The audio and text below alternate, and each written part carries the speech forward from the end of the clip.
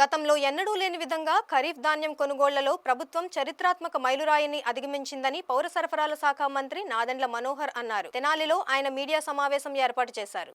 ఈ సందర్భంగా మంత్రి నాదెండ్ల మనోహర్ మాట్లాడుతూ రాష్ట్రంలో ఈ నెల 22 నాటికి 8,003 కోట్ల మేర ధాన్యం కొనుగోళ్లతో రికార్డు సృష్టించామని, 34.78 లక్షల మెట్రిక్ టన్నుల ధాన్యాన్ని 5.49 లక్షల మంది రైతుల నుంచి సేకరించి గంటల వ్యవధిలోనే నగదు జమ చేశామని చెప్పారు. వైఎస్ కాంగ్రెస్ పార్టీ పాలనలో నెల్లూరు జిల్లాలో ధాన్యం కొనుగోళ్లలో భారీగా అవకతవకలు జరిగాయని, అన్నదాతలకు చెందాల్సిన నగదును కొందరు మింగేశారని ఆరోపించారు. విద్యాశాఖ మంత్రి లోకేష్ చొరవతో వచ్చే విద్యా సంవత్సరం నుంచి పాఠశాల మధ్యాహ్న భోజన పథకానికి సన్నబియ్యం అందించనున్నామని పేర్కొన్నారు. ఒక హిస్టారికల్ మైల్ రాయి. I feel very proud. నిజంగా ఈ రోజున రాష్ట్ర ముఖ్యమంత్రి చంద్రబాబు నాయుడు గారి నాయకత్వంలో మన ఉప ముఖ్యమంత్రి గారు పవన్ కళ్యాణ్ గారి ప్రోత్సాహంతో ధాన్యం కొనుగోలు విషయంలో మా కూటమి ప్రభుత్వం ఈ రోజున అద్భుతంగా ఈ కార్యక్రమాన్ని ఖరీఫ్ మాసంలో ముందుకు తీసుకొచ్చాం. ఈరోజు ఉదయం రాష్ట్ర వ్యాప్తంగా మేము కొనుగోలు చేసిన ధాన్యం 8,003 కోట్ల రూపాయలకి చేరింది. గతంలో ఎప్పుడు కూడా ఆంధ్రప్రదేశ్లో ఈ స్థాయిలో కొనుగోలు జరగలేదు. 8,003 కోట్ల రూపాయలు, 22 లక్షల రూపాయలు ఈరోజు ఉదయానికి మేము ఆ మైలు రాయి చేరినప్పుడు చాలా అద్భుతంగా జరిగిన ఈ కార్యక్రమం మీ అందరికీ తెలియపరచాల్సిన బాధ్యత ప్రభుత్వం నుంచి మా పైన ఉంటుంది. ఎందుకంటే రకరకాలుగా దుష్ప్రచారాలు చేశారు, అనుమానాలు సృష్టించారు.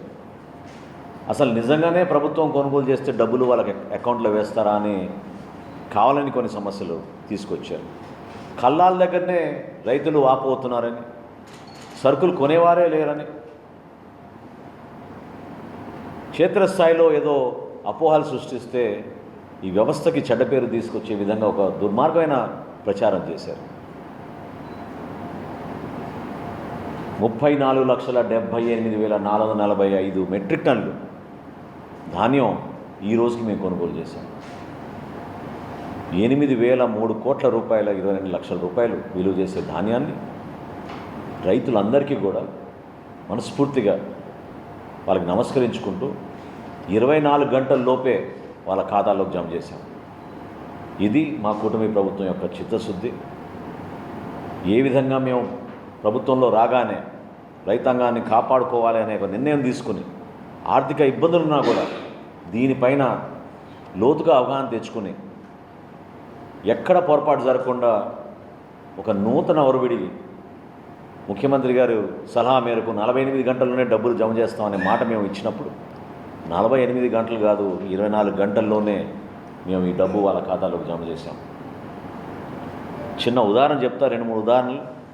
గుంటూరు జిల్లా గత సంవత్సరం వైఎస్ఆర్సీపీ ప్రభుత్వంలో మన గుంటూరు జిల్లాలో కొనుగోలు చేసింది 4,730 మెట్రిక్ టన్నులు. కేవలం 4,730 మెట్రిక్ టన్నులు కొనుగోలు చేశారు. అదే మన కూటమి ప్రభుత్వం 40,009 మెట్రిక్ టన్నులు కొనుగోలు చేశాం.